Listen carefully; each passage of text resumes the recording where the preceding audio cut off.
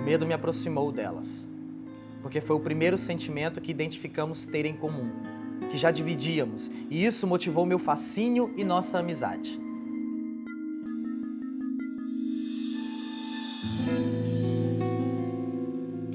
É muito delicado para mim pensar, o artista é um transformador.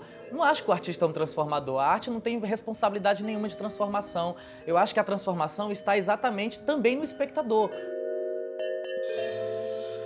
Eu acho que tem dois autores que foram extremamente importantes para mim, que foi Shakespeare e foi Caio Fernando Abreu. Quando eu estava terminando o ensino médio, que foi quando eu decidi me profissionalizar como ator, que aí eu conheci a obra do Caio Fernando Abreu, eu conheci o conto Dama da Noite, e aí eu estava dentro de uma estrutura no Ceará, onde eu tinha muitas colegas trans, travestis, dentro também das artes cênicas, só que elas eram muito discriminadas. Então todas essas meninas atrizes, elas acabavam abandonando o teatro. Aí eu peguei esse conto e a partir das vivências que eu estava tendo dentro da classe artística, eu decidi, eu vou fazer uma peça sobre isso. Entre 2000 e 2002, eu fiquei nesse lugar investigativo. No finalzinho de 2002, eu consegui escrever o solo Uma Flor de Dama e estreei ele por volta de 2005. Com essa peça, eu não sabia da existência de movimentos sociais que falavam sobre questões LGBTs. E aí, depois da estreia dessa peça, algumas ONGs lá de Fortaleza assistiram a peça e convidaram para que eu fizesse seminários que discutiam essas questões como uma forma lúdica do seminário. E aí foi quando eu entendi que existia essa militância. E eu fui levado para dentro da militância pela militância. Depois da estreia do Flor de Dama, eu comecei a agregar algumas outras artistas que queriam estar juntos no projeto. E aí eu convidei a Verônica Valentino, a Alicia Pietá, a Yasmin Chirran, a Patrícia Dalson, e a gente virou o coletivo artístico As Travestidas. E ali o público começou a entender que tipo de trabalho eu estava fazendo de verdade dentro do teatro. 10 anos depois, quando chegou em 2012, eu resolvi escrever o BR Trans.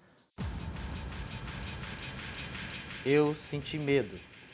Medo do escuro, da velocidade dos carros, do fato de haver muitas pessoas circulando, dos olhares inquisidores, medo da violência, da polícia, medo de não ser aceito ou cometer alguma gafe entre elas, medo de emoções e sentimentos desconhecidos, principalmente medo de tocar mais uma vez nesse assunto.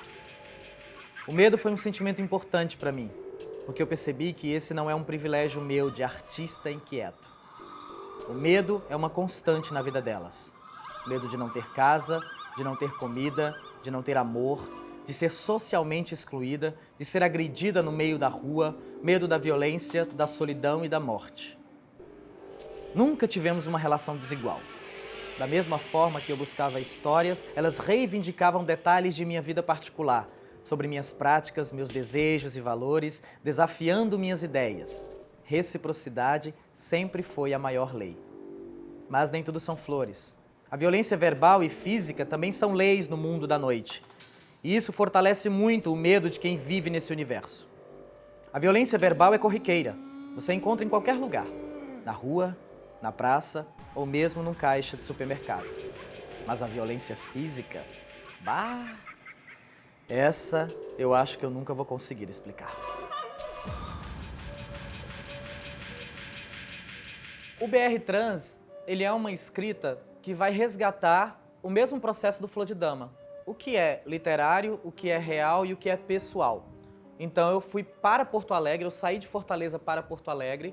É uma investigação de literatura, né? Literatura de fantasia ou literatura científica. É uma escrita de histórias reais que eu vivenciei em Porto Alegre e é uma escrita sobre histórias do Silvério também. Esse trabalho do teatro mudou a minha perspectiva de vida, mesmo. A minha maneira de pensar sobre sociedade, a minha maneira de pensar enquanto indivíduo para coletivo. A gente quer furar o espectador, a bolha do espectador e fazer ele pensar quando ele sair do espetáculo. Era importante levar isso também para dentro da televisão, para que na televisão, com os meus personagens, eu pudesse dizer, tomara que amanhã as pessoas continuem falando sobre as minhas personagens aqui. A peça não termina quando a luz se apaga. O livro que eu queria indicar é esse aqui, Poemas para Musicar. do Dudu Estrela. Ele escreve sobre vivências com a perspectiva de música.